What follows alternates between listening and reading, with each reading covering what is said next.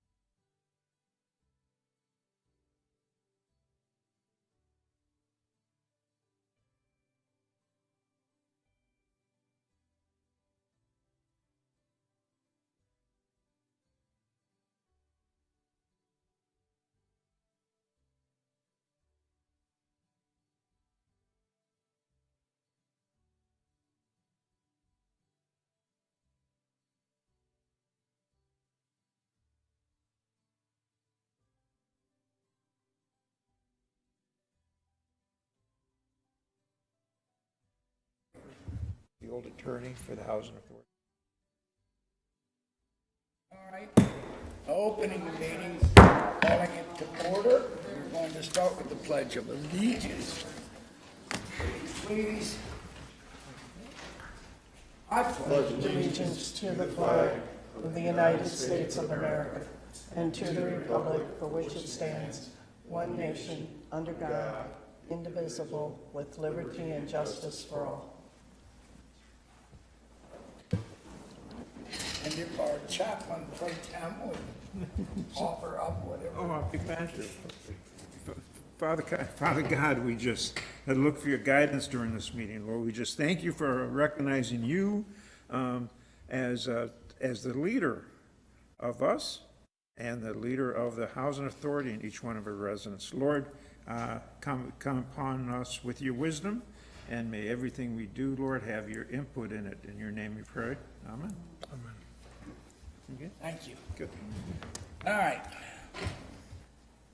Now, Just to summarize the public comment, executive. we have nobody, but do we have anybody? We got to do the closed session. What's that? We have to update with the closed session. Okay, so Michael, we had closed session. Michael will give you what we can So close of it. the board made a motion to table any discussion regarding the sale of the admin building on Water Street till the next meeting, which is currently scheduled for next month, second Monday. And they also discussed candidates for membership on the Housing Authority Board to fill the vacancy. Excellent.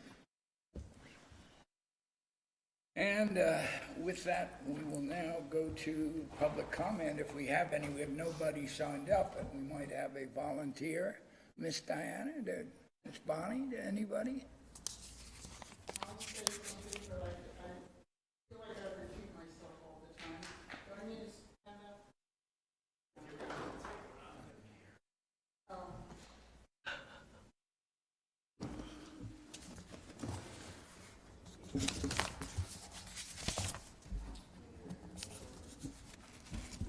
Hi, thank you. I just, reiterate what I've said probably every week, is that we're very thankful for all that you're doing. Wonderful to have you, Lisa, to have somebody that we have a name to put to somebody we can talk to or whatever. But I feel like the people are beginning to believe that that we're respected for who we are and that we have concerns and somebody's listening, and that we're not just there alone, trying to make it on our own. So I'm just eternally grateful for everything you're doing. I know you've got a lot of properties, and so we've got to spread out the money and spread out the time, and so we're very patient, but we see that there are people that care now and that we, are being heard. So thank you. Well, on behalf of the board, thank you. Thank all the tenants for their understanding of our shortcomings. How about that? All right. Next to roll is the executive director's report to the board. And before we do that, do you mind, because I clearly neglected to put on the agenda, and I looked at this agenda about 20 times, the approval of the minutes from the last meeting? Oh, yeah. So would someone be willing to make a motion to approve the minutes from the last meeting? So we can. Make a motion that we accept the minutes from July 8th, 24 Second. meeting. All in favor? Aye. Opposed? I'll tell you, that was a good meeting at Foxtown. How many of us were here? Yeah. Yeah, it's beautiful. Yeah, it's awesome. I mean, it was good to see what's going on in Foxtown, and the appreciation that the tenants, not the tenants, I mean our residents, everything's going on nicely over there, and I hear things are going well in Terrapin in terms of the improvements as well. Yes? Yes. So it was. So. So shouldn't we go up to, Mike, shouldn't we go up to Terrapin in a few meetings? We can make a road trip. I know we got to give the TV crew a little bit of a warning, but yeah, we can make a road trip to Terrapin too. Come up and visit with you soon. All right. All right, so thank you, and I apologize for leaving that off the agenda there. So for the executive director's report, I want to start just by, we've been welcoming a lot of new staff lately. The latest addition is Owen Sutherland. He started as the second facilities technician on July 31st. He joined Shenard Long under the supervision of Brian Barnshaw Sr., who you guys had a presentation from last month. He's currently working right now as we speak, so couldn't make it today to get something. He says he has to get it done. So we're looking at him. He's going to enhance our maintenance and operations across all our developments and just allow us, again, to be able to respond to work orders and issues even faster, because we now have 3 folks working on that. Lowen's background is as a low voltage technician at Corsica Telecom. He was promoted to lead technician within 8 months. He got experience in telecommunications, network systems, troubleshooting, and maintenance. He's worked as an electrical apprentice at Chuck's Electric and as a sales associate at Polo Ralph Lauren. So he's a quick learner. He's taking it over. So if you happen to see him, please say hi and introduce yourself. He's really hit the ground running. I'd like to take your attention to, you can see the monthly statistics that we have there.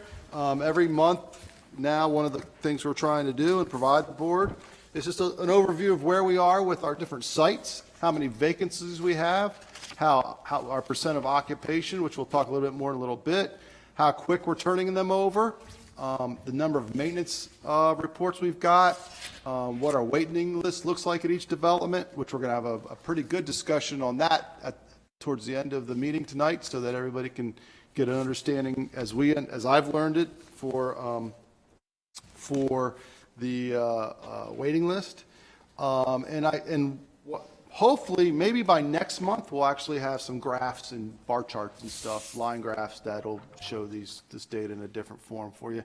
And it's something we want to show you so you can start comparing month to month to see if our trends are better or negative or worse there. I will draw your attention that our after-hours calls have dropped tremendously down, like that's what people call night. That has just dropped significantly. So all the staff, they hate it when I say that, so they all make me knock on wood. but our late night calls and our after hours calls have gone down, which I believe is a lot of the work of the maintenance staff already, just, dealing with issues that don't have to be addressed at late at night now. So that has been a good thing. The administrative office, all the staff is over at the Kramer Center now. So that building is empty and shiny, and it's been vacuumed. Some of it's been vacuumed by me personally, so we've got it vacuumed. It's over there, and we're in the process of transferring, and hopefully mostly done transferring all the computer systems over there. The staff's done a great job doing that transition. It's been very stressful. It happened right at the exact same time, if you recall, that the rent increase happened on August 1st. The move was right around there. Transferring over the computer systems created kind of the perfect storm of issues, but the staff has been working hard and worked through that. Let's see, a couple of things. I'm still working on long-term plans. What I have is the admissions and continued occupancy policy plan and the admin plan. I hinted on that last month. Judy brought it up to me before, and I think we're starting to work on that and look at that, and that's going to be an ongoing process. It might culminate in what I'm hoping will be, if you guys are in agreement, a full staff retreat in November, a board and staff retreat in November, an all-day event off-site. It won't be an official meeting. It'll be more of a strategic planning session to look at what we've done, what we need to know, and where this group might want us to go, kind of thinking long-term. We've been doing a lot of short, immediate-term thinking. Where would this group like to think as we look 2 to 5 years out? Where do you guys see it going? That would be the purpose of that session there. So what's your total number of staff? Total number of staff now? Well, a lot of us are here. So there's 4 of us here, plus one more housing choice, that's 5, and then we have 8. So there's 8 of us. And then we've been getting a lot of assistance from some of the staff in the county housing office, specifically Kathy Culligan, the admin assistant in that office, has been helping us a lot, as has Denise Weiland. She's our housing rehab and rental inspector, but she's helped us rehab a couple of our scattered site houses, and she's been doing that so that Brian can focus on the developments. But officially, we have 8 staff that are dedicated to the housing authority. Is our annual retreat going to be in Bermuda again this year? Well, again, is that where it was before? So there might be some questions raised about that, but we can look into that. That was just how we get you some shirts, but so future board meetings. I think next week. I'll talk a little bit later in the meeting under old business about Fisher Manor or new business, but I think we want to do a deep dive, letting you know some of the stuff that's been going on at Fisher Manor at the next meeting. Go deeply into that. And then again, I would like, if you guys were okay with it, to have in November a board retreat, Bermuda or somewhere on Kent Island, one of the islands, either Kent Island or Bermuda. And, Kent Island. So,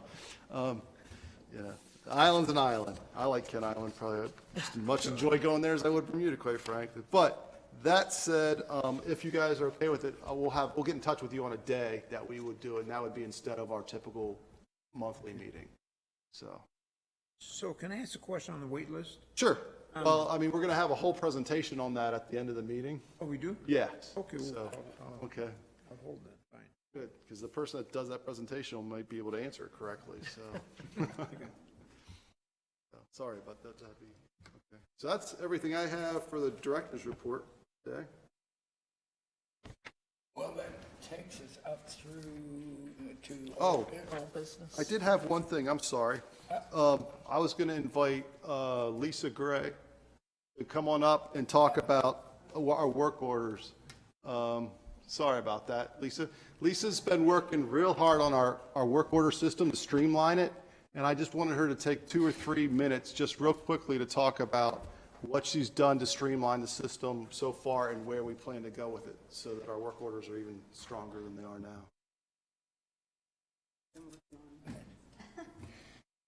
One of the first things I noticed coming is the high number of outstanding reports, and then the lack of streamlined process.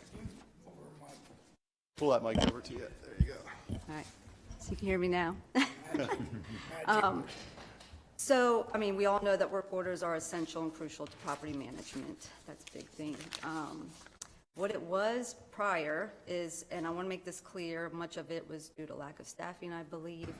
And there's only so many hours in the day, so they can only complete so much. So now that we have more staff members, you know, we're able to complete more. We're getting the process in order. Before, it was whoever would take the call, the work order call. They would then call Shenard or Brian, and then they would go complete the work orders, bring them back. They would only upload the blank work order versus like a completed work order and just put the notes in the system. We have the two systems that go hand in hand. I just feel like there was too many people involved, and we did need to work on that, and things got a little bit confusing and not always completely accurate. So now I've been working, I went through and I organized, reprinted every single work order by property, put them in a binder, a master binder that Brian has. So then when something comes in, he will then give them to each of the techs so they can complete the work order.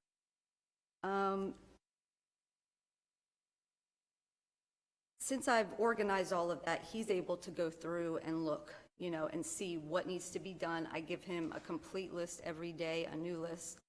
After completing them, I will then upload them. I'm expecting all of them to write out all the details of everything that they do. If a contractor is doing the job, then that name of the contractor needs to be written on there. So then when we go back to reference, we have those notes, which is, you know, that's very crucial as well.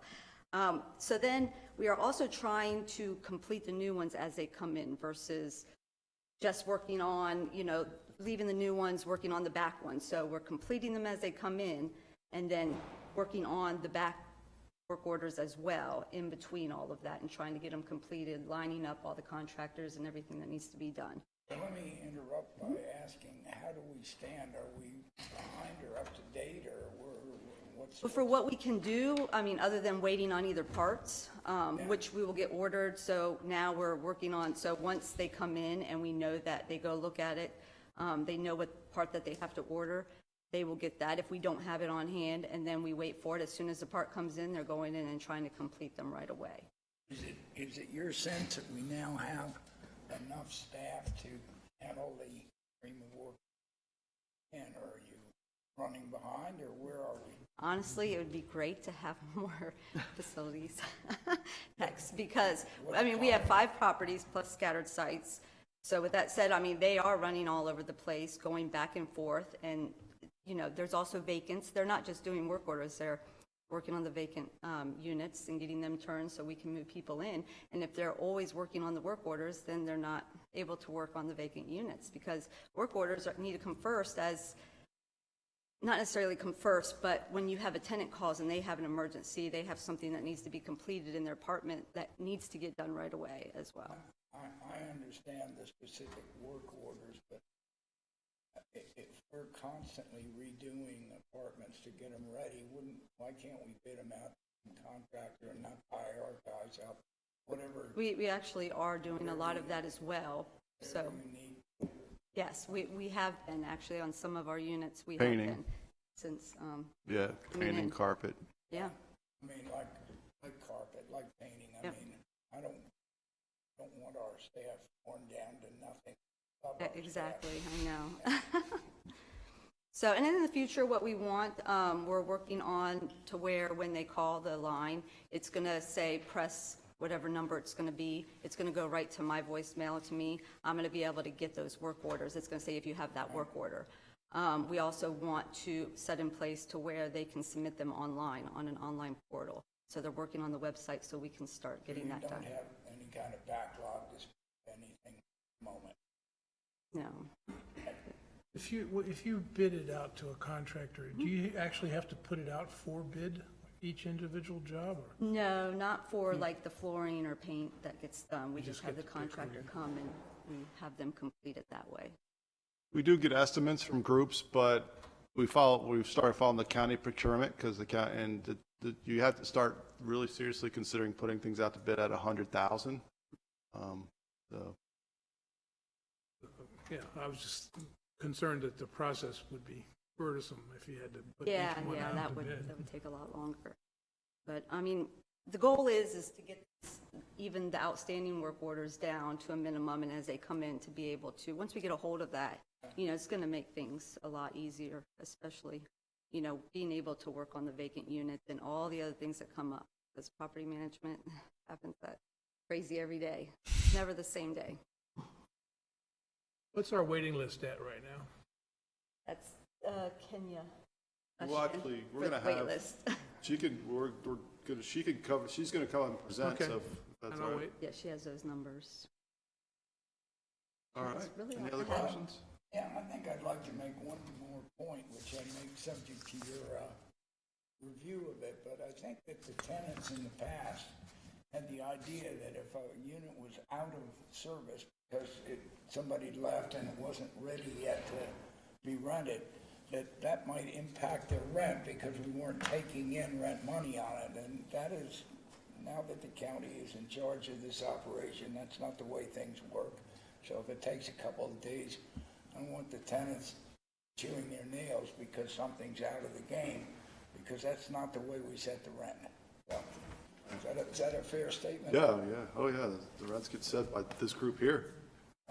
Okay, so in terms of the work orders, if I try to call someone at midnight, I know in the past, I can recall people having issues getting a hold of somebody, whatnot. Do we square with that now? Any issues Yes, we with are. that? We're doing the on-call.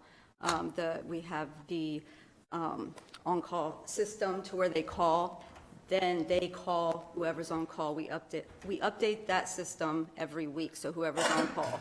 Okay. The call will come directly, like I'm on call this week, and then if I get something, then I will call Chenard and have him go out, unless if it's a lockout, then it'll be me going out and different things. So same with Mike, and then Brian, so everybody rotates every week. So we make sure that everyone gets called. Is, And then we get a report the next day as well. it sounds like everything's in top grade order, almost trophy order. We're getting there. Hey, we're nowhere close to that, but we're working on it, okay? Thanks, Lisa. I really Thank you. Thank you.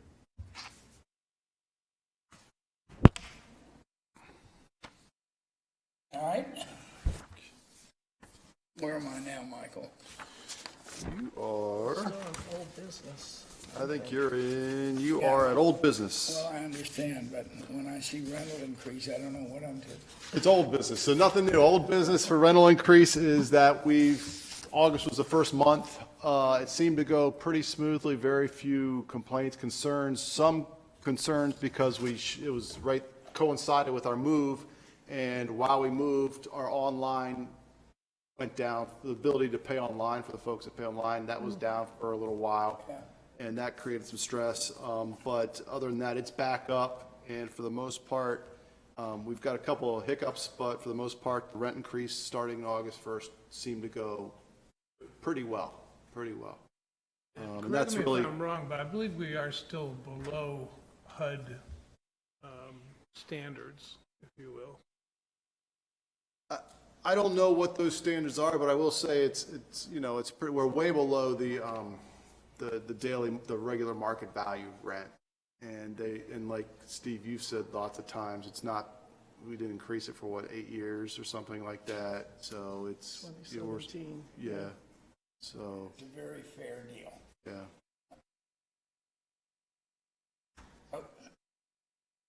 So we've done the administration offices. Yep. Membership means what? Membership is the board that's to fill the vacancy, and you guys are working on that through executive session. And then we just had the work order system discussion, Okay. so. I have a question under old business. You had mentioned last month or the month prior that one of the scattered sites would be decided whether or not we were going to sell it or keep it. Has a decision been made on it? Yeah, I think we're moving forward. We're trying to, we've worked it, and we've got both of them, the one that we are really looking at closely to sell, we've kind of decided to hold on to it and go. It's there, and it's, that's one of the ones we'll get. I'm hoping for a presentation on the scattered sites in October.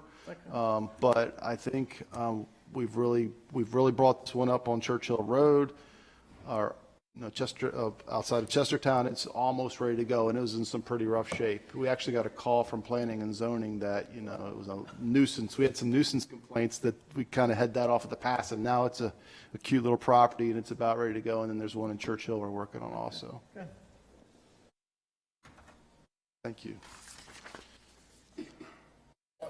Now we proceed to new business, Fisher Manor improvements. Yes. So I just want to let you, a lot has been going on. And again, I wanted to put this on the agenda and make it new business. And then we'll kind of hit it hard and do a deep dive next month. But Brian and staff and everybody else has been doing a lot of work out there. There's some places where the flooring is wobbly. I know, Steve, you've been out there. So we've got where, and the playground is in really rough shape. And the county has agreed through Parks and Rec has agreed to support and help through their playground. They actually have a playground staff that's been amazing, that we're going to replace the playground at Fisher Manor. We are working now kind of place by place to firm up some floors and deal with some other structural issues out there. There was an agreement prior to me coming on with for an energy program that could lead to immediate savings for solar panels, that the savings would go directly to the tenants. That process was through a grant that's been funded, and we're now working with the group to do that. And we will talk more about all this. We're looking at and considering ways to address safety out there. I've had several of the tenants out there come and say, they'd like the safety to be a little stronger. And so I'm going to be talking to the sheriff and some other folks to see how we might help with that. The staff has been working real hard to get that office back in shape. So the office out there looks really good. They've been doing a great job. The tenants out there have been doing a great job with an after-school program. So I think that a lot has been going on. There's been work to do just some general clean out. Some folks that Steve, you recommended. We've had clean out the different things, so the site is getting cleaner, and hopefully we'll continue to do that. We're working on putting together bid documents for the new decks. So the decks will look nice because they've recently had siding redone, so the looks nice, but you got these decks that are really in poor shape, and we're going to put that out to bid.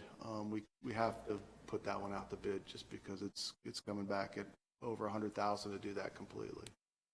So it's kind of, I requested that get on the new business just to let you know that there's been a lot of focus on that. And then there's going to be a lot more focus in the future. We're going to talk more about it. And then after we do this immediate things, we start having this discussion. Okay, so what do we do? We're doing this immediate stuff to get it back up and safe and comfortable for the tenants there in multiple ways.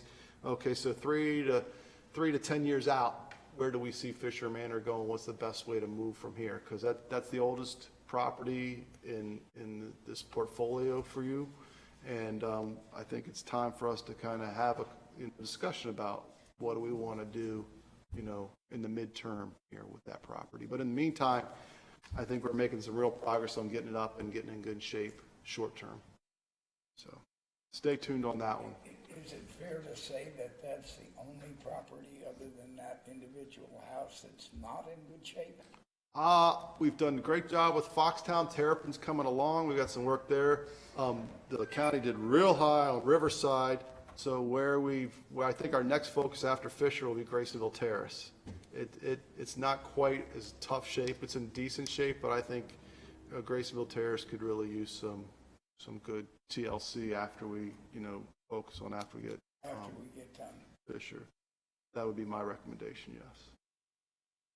Not horrible. It's not horrible. It's comfortable, and those apartments are really nice little apartments. But there's some work that needs to be done in there. Excellent. Is that complete? Nope. The last thing we have on there is this is the update. So Kenya has put together, and she's so excited about doing it, she's not nervous at all. And she has agreed with my, she said she might have a fever, and I told her we'll test her temperature after she does her presentation. So I would like to thank Kenya for, come. And I think you have a little overview in your packet that she's Together a prepared. preference for you guys. Good afternoon, everyone. So the process for the wait list is actually simple. People make it harder than what it has to be. All of our applications go through our website, www.QACHA.org. I receive the applications and I do a preliminary screening of the applications. Once that screening is complete, they're placed on the wait list through our preference, which is the Queen Anne's County preference that we use. And they stay on that wait list per the date and time of their application, and then there's the waiting process. The selection process, again, that's the date of the application. I run a list, probably weekly, that tells me who's at the top per each vacant. I pull 2 to 3 applicants. And it's basically, they have 14 days to respond and get the documentation that's requested, so we can move forward to try to get them occupied. Short, simple, and sweet. I know you guys have some questions. Can you go over and, Here, this is, go back. she did a great frequently asked questions sheet here. So if you want to just kind of, Oh, okay. Yeah, it looks like this, Oh, yeah. but this is the question. Someday I'll find it. and then if you could also, while they're looking, if you want to talk about the big question that comes up, that I've even got it, and I don't know if I answered it well or not, was like, people say I was number whatever on the list. You've prepared a little example about here, I was this, and now my number's gone backwards. Why have I gone backwards Yes, on the the wait list? shift up and down in the position numbers. For starters, when I pull those 2 to 3 applicants, of course, they'll see their numbers, get closer to the top. If we only have 1 unit vacant, who's ever left, I have to place them back on the wait list, so that shifts everybody else back. But we have a lot of folks who apply from outside of the county, and because we do the date of the application, if they happen to move into our county at any part of that wait list, it shifts them in, well, it grants them the preference, the Queen Anne's County preference, and it shifts them in with the county applicants that are already on the wait list. And that's a big shift in numbers. The last 2 pages, I actually gave an example of someone who moved into the county recently. They were, let me know, you guys, so they were 93 for Graysonville Terrace, 222 for Terrapin, 190 for the Cottage, and 124 before moving into our county. After they moved into our county, they shifted from Graysonville Terrace. They went from 93 to number 9. So that's a big shift. And that's why, everybody is either going to shift up or shift back. For the 1 bedroom, they went from 222 to 93. For the Cottage, they went from 190 to 103. And for Foxtown, they went from 124 to 18. So you can imagine that shifts a lot of people around. For instance, I looked at Terrapin Grove, they have 470 people on the wait list. Now, how do we, for instance, if someone signs up and they live in Queen Anne County, and they move from Queen Anne County, do we scrub the list every now and again to weed out those who? Yes and no. So I do a purge of the wait list every year, and I send out Like this year, I sent out 900 and some letters. So if you don't respond within 14 days because you didn't update your address and maybe you didn't get the mail, you come off the list. If you reply and say, remove me off the list, you come off the list. If you reply and say you want to remain on the list, you will remain on the list. And that causes a shift as well, whether they respond to that notice or not. So it's up to the person who applied to either let us know that they moved out of the county, or maybe they're That is deceased. correct. I mean, so that 470 people, I mean, what's the, for instance, in Terrapin, how many apartments are open every year? 20 or? It's Well, not a even good question. 20, because typically folks don't move from Terrapin. They love it at Terrapin.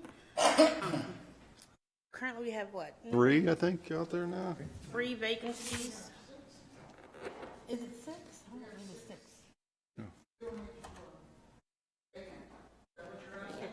Yeah, He was asking how many 4 is in a what- year. but I think it's Not vacant. now, but Yeah. typically during 5 a year. Yeah, because if I'm number 470 on the wait list, I mean, Yeah. it's, Another word for forever. yeah, I'm gonna be waiting forever. And, so, I'm gonna say in a 2 years' time, though, we've only had 2 to 3 one-bedrooms come available in 2 years. so if something, I'm sorry, go ahead.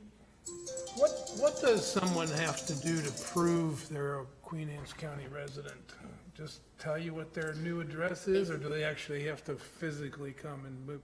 We're actually working to possibly change the policy on that, because all they have to do is send us something in writing, say, please update my address from this to that, I now reside here. So long as they have a legitimate address that they claim they're living at, we're going to accept that. That is correct. No investigation whatsoever. No investigation.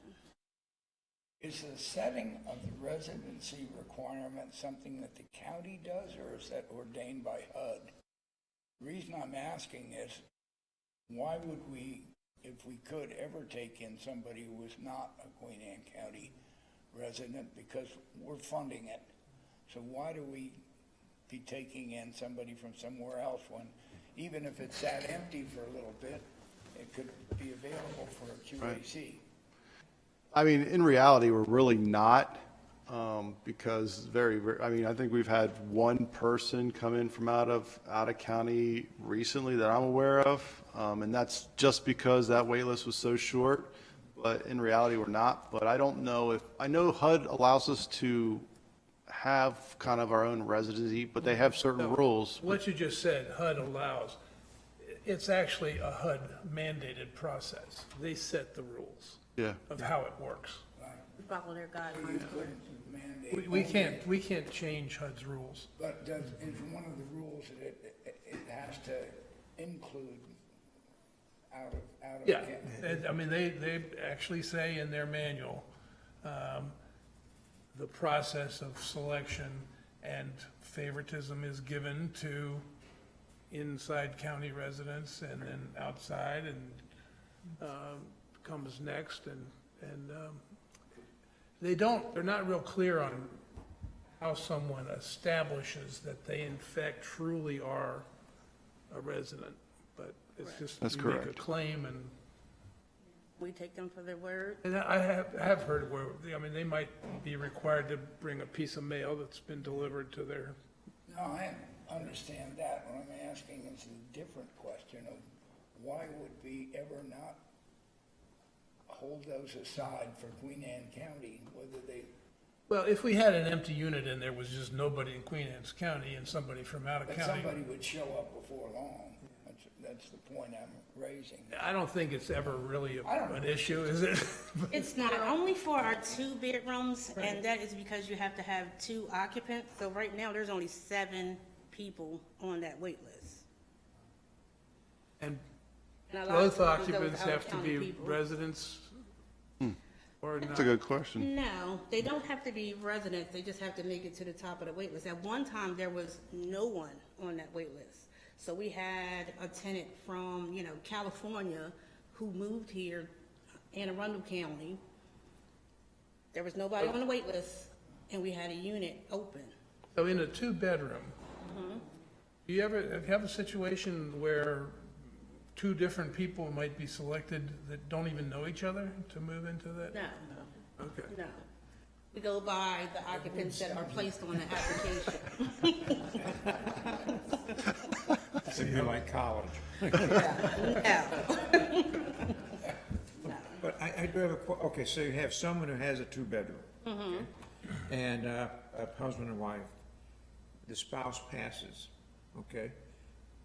Does that person keep the two-bedroom, or are they relocated to a one-bedroom? Downsized. They are downsized to a one-bedroom. They are moved to a one-bedroom. Yes, they're downsized. But we're gonna go over these rules, Right. Michael. We can look at that one. Yeah, Michael is going to, That's one of those ones we got to look at to see if HUD will allow us to change it, and if they will, we'll talk to you about maybe making a new policy in its place for that. But we can talk about that in the future. yeah. But as far as housing, we do have to follow what the rules are now, or we can get in trouble with fair housing if we don't. Which is the occupancy standards. Are going to be reviewed, and we are going to review them. Okay, good, okay. Yes, sir. Yes, ma'am. There was an issue at Terrapin Grove. I don't know what the two-bedroom, one-bath, or two-bedroom, two-bath wait lists were, but I do know people from Delaware were filling the apartments. Yeah, there was nobody on the wait list when the Right. Delaware folks Right, moved in. especially when you're saying it's so few on the wait list now. I think it's 7 people on the wait list. Out of the 1,200 people that we have, it's only 7 people waiting for the two-bedroom. Do they have to be married? No, No.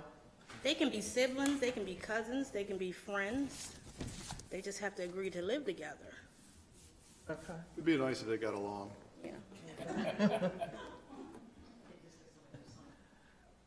So this could be a very chaotic job in my book. I mean, you got 1,300 people wondering when they're gonna be able to move in.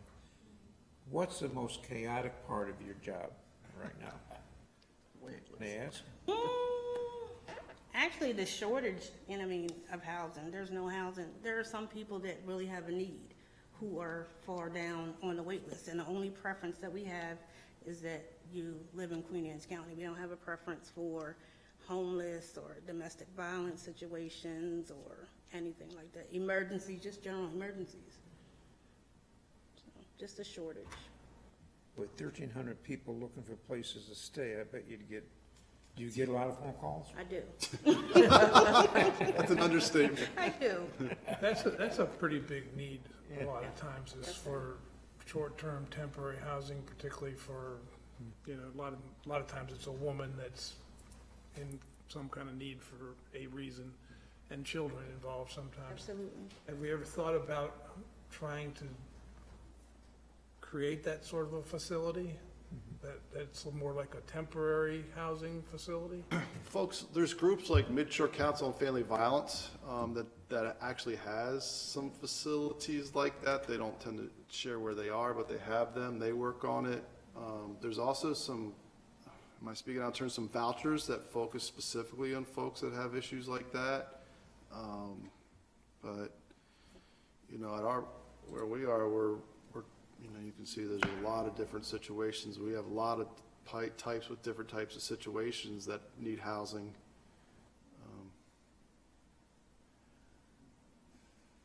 That's it. Have you got anything else? I have nothing else. If you guys don't have no questions for me. Very commendable performance. Thank you. Thank you, thank you, thank you. Kenya? Thank you for bearing up under the Thank you. round of applause.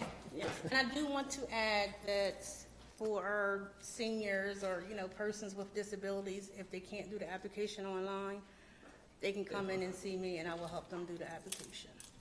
Good point. Thank you again. Thank you very much. That would appear to conclude that. I lost my list of instructions here, but I don't know. For if there's announcements, and anything that's it. Announcements and adjourn. Motion to adjourn after announcements. I think we're at the point where, are there any announcements? Does anybody have an announcement? No. All right, then, failing that, I guess all is left for a motion to adjourn. I'd make a motion to adjourn. I'll second that motion. Second and approved. Okay. Thank you, everybody. Let's Miss have, Sally, And Miss Bonnie, thank we you. also have.